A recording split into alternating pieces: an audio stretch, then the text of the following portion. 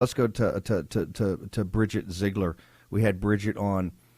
Bridget, in fact, I think at the beginning of the week or over the weekend, you were down. You calculated you were down 3 or 4 thousand potential votes. You were kind of a come from behind. Walk through your race so the nation understands it, and most importantly, I think the entire Sarasota board flipped, which is incredible. So talk to us about what happened. Waving. I was just waving at the girl. We had Tiffany and April there, so we're all kind of in this fight together. So it's awesome. Again, thanks for having me. Well, first, I want to also thank Governor DeSantis for highlighting how important school board elections are, and I know Tiffany mentioned that. He obviously has his education agenda, but realize that local school boards are pivotal in being able to implement that agenda, and we need school board parents that are school board members who are focused on being parents and doing their job. But a lot of people are asleep at the wheel sometimes. And even though it's been covered over the last year and a half, a lot of people didn't know August 23rd, yesterday, was school board election day in Florida. Steve, thank you for giving a shout out to your listeners. We had a huge surge on election day. We know that Democrats are typically strong vote by mail. Republicans typically like to vote day of. We had a pretty strong showing in early voting, but still we're behind about, as you said, 2 or 3,000.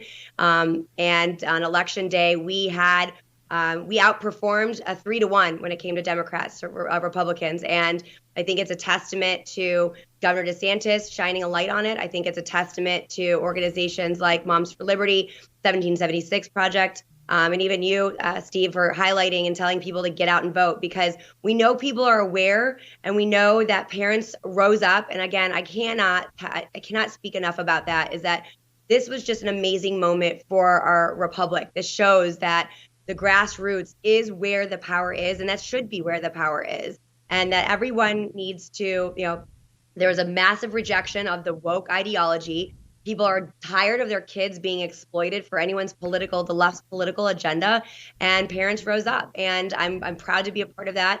I'm proud to continue to serve in this aspect.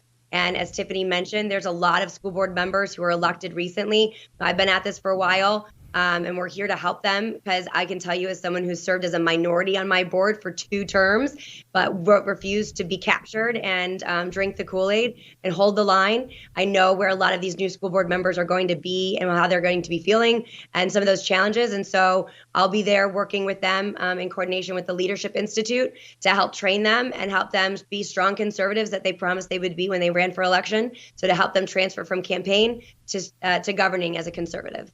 I want to go to Bridget for a second. By the way, on MSNBC and CNN, we do these clips all day long. It's anti-democracy. These people are anti-democracy. This is democracy, knocking on the doors, meeting your constituents, your other parents, and getting to come out and to vote in what has normally been something nobody ever focused on. Remember, this is not a down ticket race. This is a race nobody ever thought of. It was these moms that made this a thing, right? Because they weren't going to tolerate it anymore. Let's go. Bridget, tell me how tough it is when you talk about they're coming at you. You're just a mom. You got kids. Next thing you know, you're in the political process. You got to get it. You got to organize. And it's come from behind. It's not going to be the old Democrat stay-at-home mail-in ballot. I've got to get conservatives or people that are game day voters, and they got to get out, and they got to make sure they vote. Walk us through how tough that process is.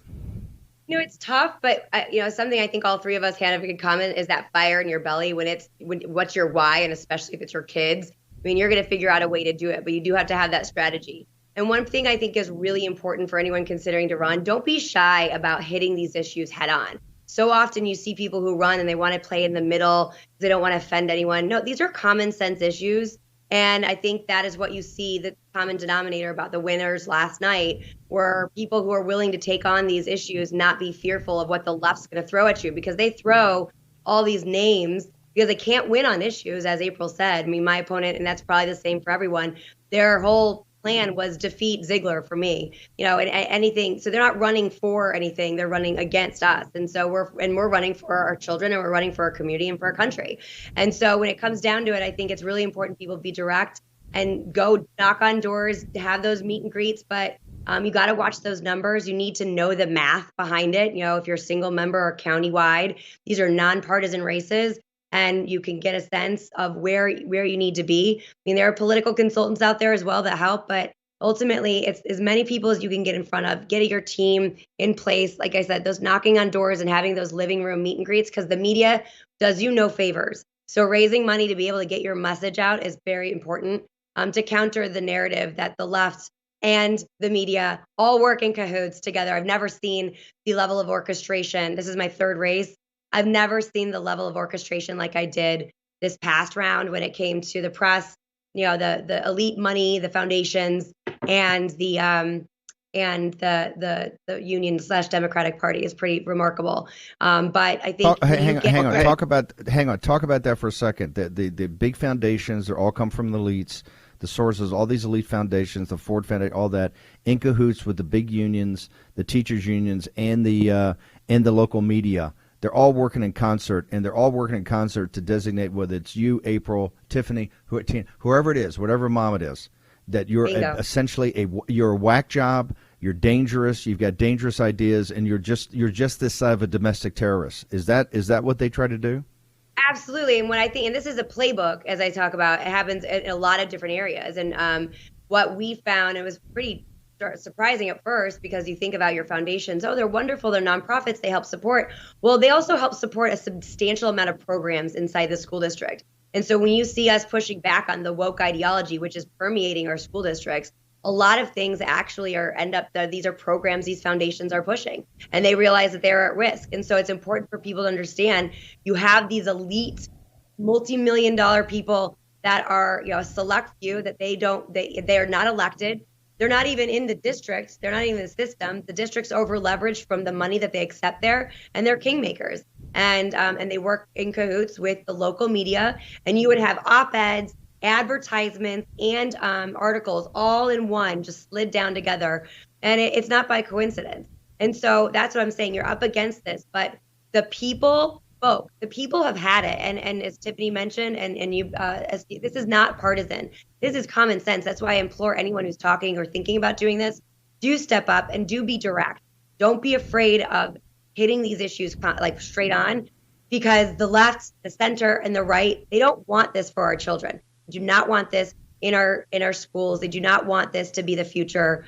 They see where things are going, and they're ready to rise up. And this was a referendum on all the woke elite few that think that they can tell us what we need to think and who we are, or subset us into various categories.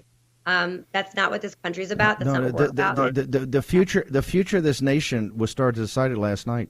This is Concord Bridge. This is Concord Bridge. Bridget, can you give your social media and how people can contact you if they're so interested and find out more about your victory and more about what you're going to do on the Sarasota School Board now that you guys are in control? Absolutely. You can follow me on Twitter at Bridget A. Ziegler, and that's Ziegler. And same with Facebook. It's Bridget A. Ziegler, Ziegler. I love to hear and help people however I can. Like I said, been at this a long time, and these are huge wins, and we will continue to see that ripple effect. So reach out, follow the stories. What happens in Sarasota, like I said, there's a playbook, and we have that counter playbook. But what happens in Sarasota happens across the state and a country. So look forward to helping. Thank you very much.